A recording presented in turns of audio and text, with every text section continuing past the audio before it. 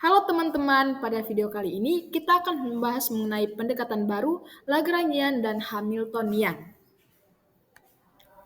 Sebelum kita membahas tentang kedua pendekatan tadi, mari kita bahas yang pertama yaitu fisika adalah studi tentang gerak dan interaksi benda.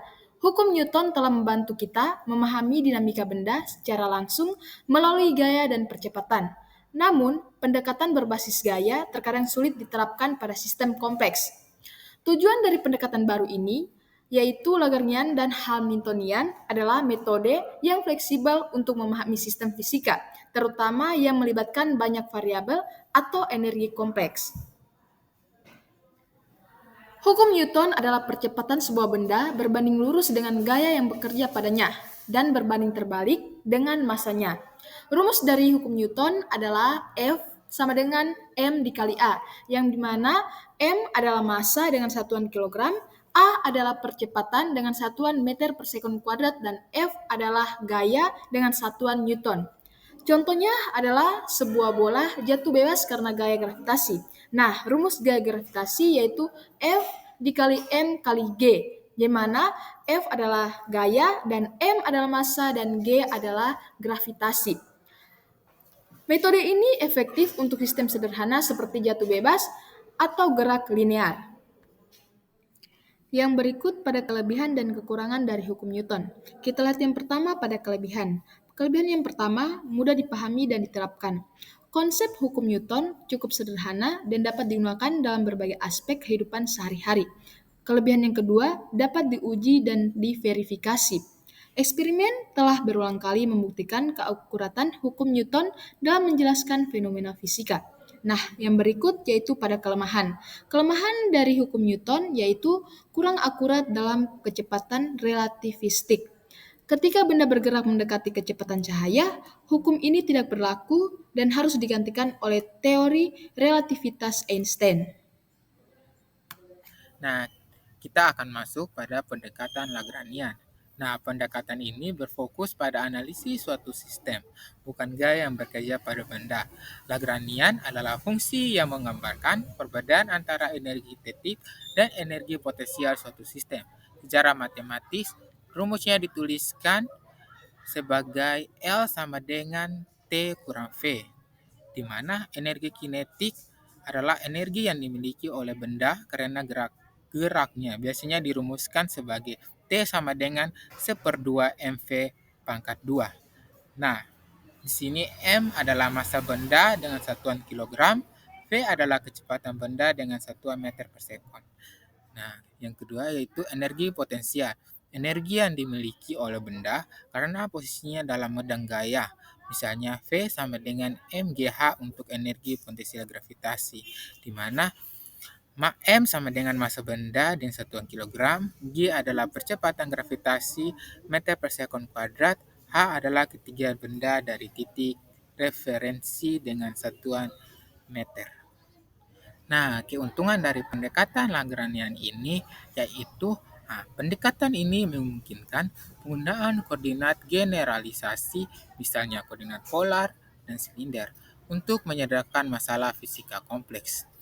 Kedua, Lagrangian mempermudah analisis sistem yang memiliki banyak derajat kebebasan, seperti gerak benda dalam medan gravitasi atau gerak pendulum. Yang ketiga, dalam masalah mekanika, pendekatan ini sering menghasilkan persamaan yang lebih sederhana dibandingkan metode gaya langsung atau Newtonian. Keempat, Lagrangian bekerja dengan energi kinetik dan potensial, bukan gaya. Ini memberikan cara yang lebih umum dan efisien untuk menganalisis sistem, terutama dalam situasi kompleks di mana gaya sulit dihitung.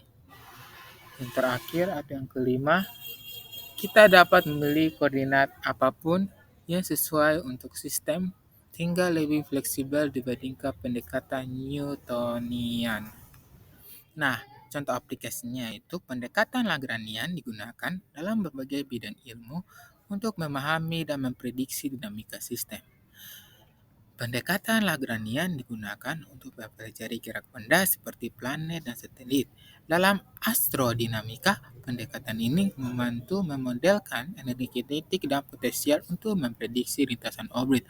Dan yang kedua, dalam fisika modern, Lagrangian digunakan untuk mendefinisikan aksi suatu sistem medan kuantum seperti elektromagnetisme atau interaksi partikel fundamental dalam model standar. Ketiga, digunakan untuk memahami gerakan fluida, terutama dalam lingkungan kompleks. Pendekatan ini memungkinkan analisis aliran fluida melalui prinsip energi tanpa mendefinisikan gaya individu pada elemen fluida. Baik, selanjutnya kita akan masuk pada pendekatan Hamiltonian. Pendekatan Hamiltonian adalah cara modern dalam fisika untuk mempelajari gerak sistem berdasarkan total energi, bukan berdasarkan gaya. Pendekatan Hamiltonian melihat dunia fisika dari sudut pandang energi total dan momentum.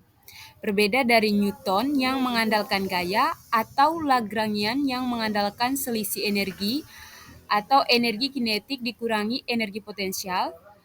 Pendekatan Hamiltonian berdasarkan deskripsi sistem pada yang pertama itu koordinat posisi umum dilambangkan dengan Q, lalu ada momentum umum dilambangkan dengan P, dan fungsi energi total dilambangkan dengan H fungsi QP.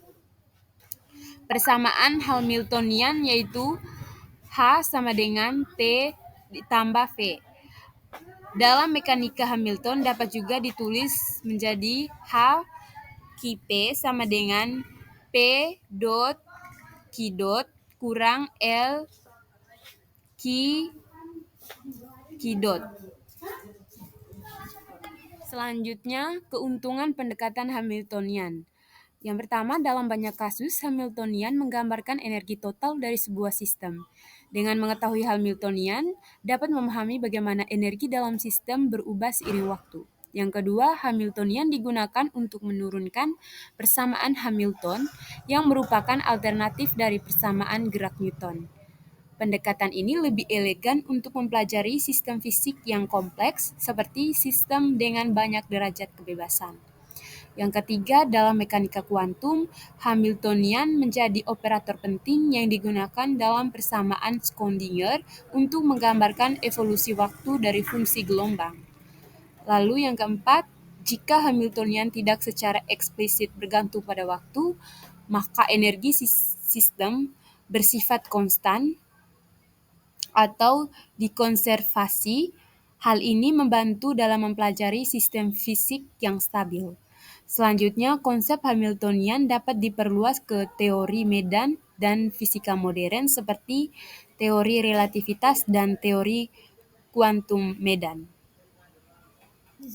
Selanjutnya, contoh aplikasi pendekatan Hamiltonian. Yang pertama, dalam mekanika kuantum, Hamiltonian digunakan untuk menggambarkan energi total sistem kuantum. Contoh klasik adalah elektron dalam atom hidrogen, di mana Hamiltonian digunakan untuk memodelkan energi kinetik dan potensial elektron dalam medan gaya inti atom. Persamaan Schrödinger bergantung pada Hamiltonian untuk menentukan fungsi gelombang dan energi elektron.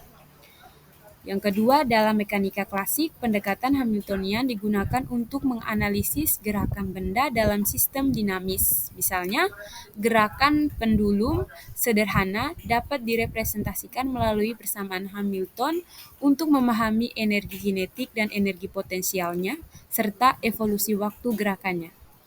Yang ketiga, dalam teori medan kuantum, Hamiltonian digunakan untuk menggambarkan energi partikel dan medan dalam ruang waktu. Misalnya, untuk mempelajari interaksi partikel subatomik seperti foton dan elektron. Yang keempat, dalam simulasi komputer untuk memahami sistem kompleks seperti sistem molekuler, Hamiltonian sering digunakan untuk menghitung energi dan evolusi dinamika sistem. Contohnya adalah simulasi dinamika molekul, di mana Hamiltonian membantu meramalkan perubahan posisi dan momentum atom. Baik, saya akan menjelaskan kesimpulan di mana pendekatan Lagrangian dan Hamiltonian adalah dua konsep penting dalam fisika yang memungkinkan kita untuk memahami sistem fisika dengan cara yang lebih elegan dan efektif. Pendekatan Lagrangian dan Hamiltonian adalah dua konsep penting dalam fisika yang memungkinkan untuk memahami sistem fisika dengan cara yang lebih elegan dan efektif. Dengan menggunakan pendekatan ini, dapat mengatasi sistem yang kompleks, menghitung energi dan momentum, dan memahami fenomena fisika yang lebih luas. Oleh karena itu, pendekatan Lagrangian dan Hamiltonian sangat penting dalam mempelajari fisika, di mana pendekatan ini mempermudah analisis sistem yang memiliki banyak derajat kebebasan dan berbagai batasan. Dengan menggunakan metode prinsip energi dan aksi, pendekatan ini memungkinkan perumusan masalah dalam kerangka yang lebih fleksibel dibandingkan metode klasik Newtonian. Pendekatan ini juga menggunakan metode yang lebih terstruktur dan konsisten secara matematis. Energi, potensial, dan kinetik menjadi fokus utama, sehingga memberikan deskripsi fisika yang lebih koheren dan mudah diaplikasikan pada berbagai situasi. Sekian penjelasan dari kelompok kami. Terima kasih.